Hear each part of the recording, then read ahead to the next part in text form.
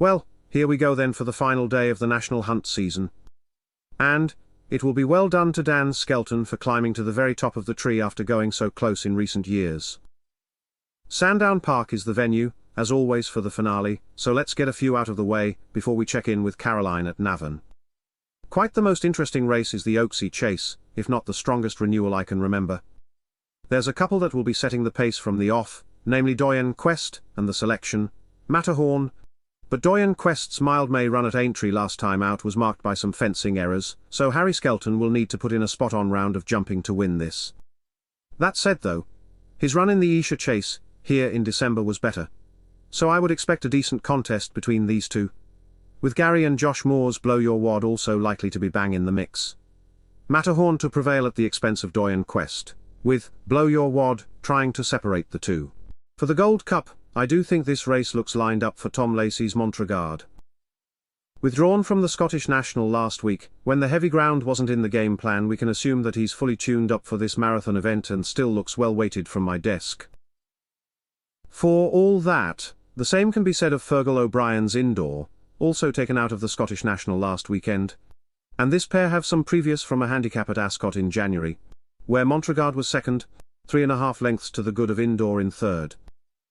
Gary and Josh Moore's Sussex National winner Havila complete my three, for a firm that does well here at Sandown Park. But Montregard is my Gold Cup pick. Later on, I'll side with Calamistic for the Josh Gifford handicap chase. He did it here nicely last time, did Calamistic, so every reason to think he can do the same again. Rinse and repeat. I suppose that Paul Nicholls' Go West would be the danger, though he needs to sort out the fencing from his last effort at Kempton. And giving £11 to Calamistic must ask a question, and I could see Henry Oliver's Millforce being the one to make a race of it. Calamistic to make it 3 from 3 over fences, though not much bang for buck for getting this one right. Now let us get over to Caroline at Navan for her Saturday picks. Why thank you, boss, and do enjoy the sunshine at Sandown Park on Saturday. What a wonderful place to be. Now, over at Navan, I guess that Aidan O'Brien's Scandinavia will be a hot favourite for the vintage crop stakes, but Karma's is my pick. I do think that Paddy Toomey's Wooten Bassett colt will prefer this quicker ground, with Scandinavia surely aimed at some bigger targets later this summer and not going to be knocked about, so a fresh Karma's may be the one to follow, with Joseph O'Brien's Emmet also going to be in contention. Scandinavia to be undone by Karma's on ground to suit Paddy Toomey's colt. And then, for the Salsabil, it's been a bit of a topic in the office for some years now that the Frankel fillies come to hand a bit quicker than the colts. I'm definitely of that opinion, and I'm finding it easy to back Joseph O'Brien's Thundering On for this Salsabil Stakes. She's got a whole hand of fancy entries this summer in her classic campaign, starting here, and I suppose that Johnny Murtaugh's Chasing Paradise, with an early season win under her belt, would be the one to set up the race. But I'm telling yous that this quicker ground is for Thundering On, and with no sky dance here this time to spoil the party, Thundering On can thunder home. So, Mandarin, it's back to you now at Sandown Park. Thank you, Caroline, and yes, a lovely day in store at Sandown Park. To get things underway on the final day of the national hunt season, look no further than La Luna Artista for a winning start. I thought she was impressive enough in the Adonis at Kempton, though Precious Man might have got closer if not for falling 2 out, but she won with plenty in hand and will be fine on this quicker ground. The only chink in La Luna Artista's armour is that she has a tendency to get a tad lonely on her own up front. So Kieran Gethings might be pleased with a bit of company. And that could be from Dan Skelton's Improving Made You Blush, and I would expect it to be between these two. A nice looking forecast, if you like those exotics. But La Luna Artista is all class and can be winning this.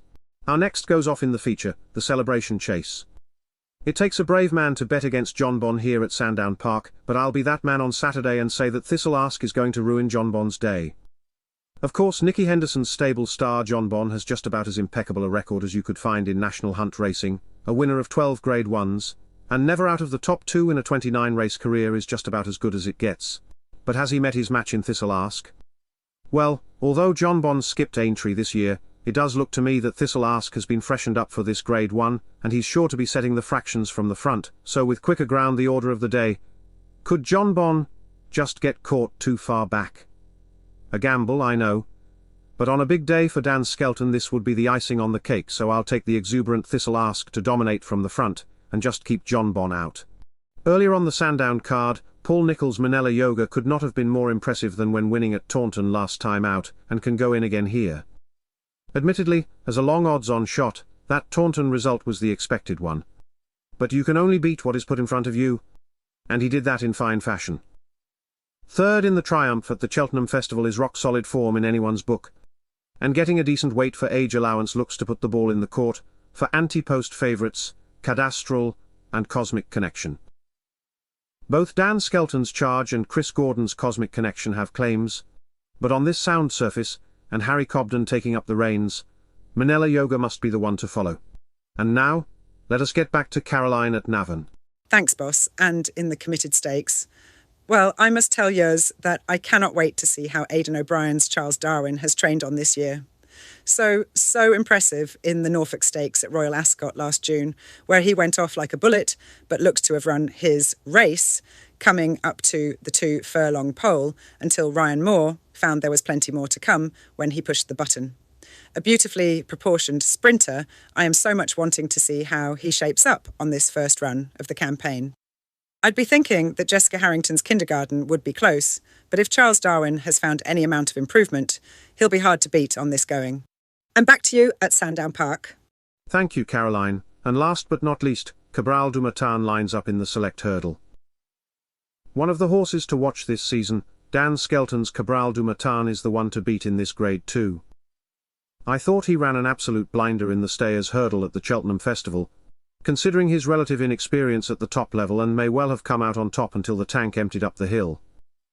But he's back on a flat track now, is Cabral du Matin, and surely this is his for the taking. Paul Nicholls' Rhuboard could well set the pace from the front, but Cabral du Matin will be waiting in the wings to take full advantage, with Ginkgo Blue the best of the rest.